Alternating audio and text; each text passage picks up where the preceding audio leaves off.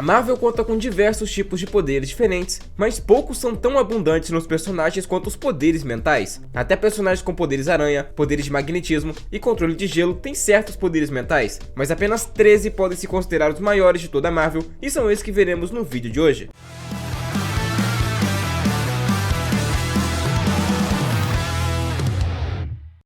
O Professor Xavier pode não ser o nome mais poderoso aqui dessa lista, mas é um dos mais icônicos e um dos mais experientes aqui. Desde pequeno ele descobriu que podia ouvir os pensamentos das pessoas e até se comunicar com elas sem falar nada, mas desde antes do seu nascimento já tinha indícios de ter poderes. Ele cresceu em uma família rica e estudou bastante, sempre teve acesso a boas escolas e professores, o que ajudou muito a desenvolver sua inteligência e entender o que ele era, um mutante. Durante sua juventude, ele começou a perceber que existiam mais outras pessoas como ele, com poderes e habilidades especiais, e que muitas delas sofriam preconceito e medo por serem diferentes. Ele usou seus poderes principalmente para ajudar aqueles que são iguais a ele e pregou a paz entre as raças, mas não é como se ele não conseguisse lutar. Ele é conhecido como o maior telepata da Terra, mesmo não sendo nível ômega, e seus feitos reforçam isso. Ele foi capaz de restringir o Ciclope com todo o poder da Fênix, garantindo aos Vingadores tempo bastante para se mobilizarem contra ele, mas não foi a primeira vez que ele encarou a Fênix. A primeira foi contra sua principal aluna, Jean Grey, onde lutou contra ela mentalmente em todos os planos da existência e venceu. Claro que com a Jean lutando do lado de dentro. Também já afetou a mente do Fanático mesmo com seu capacete que protege desse tipo de ataque, e já lançou na mente do Galactus toda a angústia dos Kree quando Galactus iria devorar o seu planeta. Recentemente ele lutou contra o Kid Ômega e ele próprio afirmou que era um nível ômega, mas fica difícil reconhecer quando ele passou toda a fase de Krakoa fora da lista oficial. Então no fim do dia pode ser só a vontade daquele roteirista de colocar o Xavier como um nível ômega, mesmo que na maior parte do tempo ele não seja tratado como um,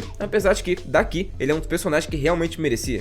Mas já que eu falei do Professor Xavier, não posso deixar de fora a sua irmã gêmea, Cassandra Nova. Ela é uma das vilãs mais perigosas dos X-Men e tem uma origem bem diferente. Ela não nasceu como uma pessoa comum. Na verdade, Cassandra é o que chamam de Mumudrai, uma forma de vida parasita que existe no plano astral. Quando Charles Xavier ainda estava no útero da mãe, essa entidade tentou copiar o corpo dele para ganhar vida no mundo físico. O resultado foi Cassandra, uma versão maligna e distorcida do próprio Charles, e o resultado foi que Charles percebeu que aquela presença era perigosa e tentou destruí-la usando seus poderes mentais. E é por isso que eu falei na parte do Xavier que ele já tinha indícios de ter poderes. Foi assim que ele derrotou sua própria irmã no ventre da mãe. Mas enfim, ele conseguiu impedir que ela nascesse de forma completa, mas Cassandra sobreviveu de alguma maneira e passou anos se reconstruindo até conseguir um corpo físico próprio. E por ter sido criada a partir do mesmo padrão genético do Charles, ela compartilha parte das suas habilidades mentais dele, mas com uma mente extremamente cruel e sem qualquer empatia. Apesar de ter o mesmo potencial psíquico do seu irmão, ela não tem tantos feitos, mas isso não significa que ela é fraca. Na verdade, quando os dois se encararam, ela venceu Charles. Também fez um mutante quase matar o Fera, mesmo ele consciente do que estava fazendo, quase quebrou a mente do Gladiador e temporariamente superou a Jean Grey. Já Elizabeth Braddock, ou Psylocke, nasceu na Inglaterra e é irmã gêmea de Brian Braddock, o Capitão Britânia, e também irmã do mutante ômega Jamie Braddock. Desde jovem, Betsy descobriu seus poderes telepáticos, podendo ler mentes, comunicar-se mentalmente e projetar sua consciência, mas quando se trata de combate, ela é única. Isso porque ela também aprendeu técnicas de luta e se tornou uma das melhores combatentes corpo a corpo do universo Marvel, criando armas psíquicas para lutar, principalmente lâminas. Em um período importante da sua história, sua mente foi transferida para o corpo de uma assassina japonesa, o que aumentou ainda mais suas habilidades físicas e a transformou em uma guerreira ágil e mortal. Com suas lâminas, seus golpes causam curtos-circuitos nos neurônios dos seus oponentes, atacando mais internamente do que o contrário. Ela é mais uma que conseguiu ultrapassar a defesa do capacete do Fanático, já desligou a personalidade do Arcanjo e já diz que precisa bloquear conscientemente o pensamento de milhões de pessoas enquanto estiverem em uma cidade. Isso porque quando seus poderes se manifestaram pela primeira vez, ela teve dificuldade em bloquear os pensamentos de 16 milhões de pessoas, então mantê-los bloqueados constantemente é uma boa no caso dela. Infelizmente, a maior parte dos seus feitos são com lâminas de energia, combate corpo a corpo e também telecinese, então não tem muito mais do que eu possa falar. Mas olha só, desde que a Jean Grey foi revelada como sempre tendo sido a Fênix, ficou bem difícil colocar ela nos vídeos por ser extremamente fora da curva, então aqui eu vou considerar os seus feitos fora da sala quente branca. Desde jovem foi descoberta por Charles Xavier e se tornou uma das primeiras integrantes dos X-Men, ajudando a formar a equipe original, e mais tarde foi oficializada como nível ômega em telepatia. Boa parte dos seus melhores feitos são a nível global pra cima, onde ela tranquilamente já se conectou a todos na Terra e todos os seres de outros planetas que ela visitou. Ela é tão poderosa que já desligou Bruce Banner da mente do Hulk e já aumentou os poderes da Psylocke para a mutante quebrar o controle do Legião no Homem Múltiplo. Eu já mencionei que ela tem feitos a nível global, mas isso é fraco perto dela já ter se conectado com Xavier em uma distância da Terra para o Sol. E lembra que eu comentei comentei da Cassandra Nova e como ela é poderosa? Então, ela só era uma ameaça para uma Jean Grey mais inexperiente, porque na revanche, ela facilmente caiu nas ilusões da X-Men. Jean é tão fora da curva que na sua versão adolescente, lutou contra sua versão de um futuro alternativo e venceu. E essa mesma versão que havia derrotado a Emma Frost e suas clones juntas. Já em Krakoa, também conseguiu tirar o backup da mente do Xavier do cérebro e colocou no seu corpo clonado sem estar utilizando o cérebro. Mas o meu feito preferido foi ela arrasando com o pesadelo e sua dimensão dos sonhos, mostrando que ela pode afetar entidades mesmo sem o poder da Fênix. Mas isso são só alguns poucos exemplos. Jean Grey tem centenas de aparições e feitos, mas deu pra mostrar o quanto ela é poderosa, né?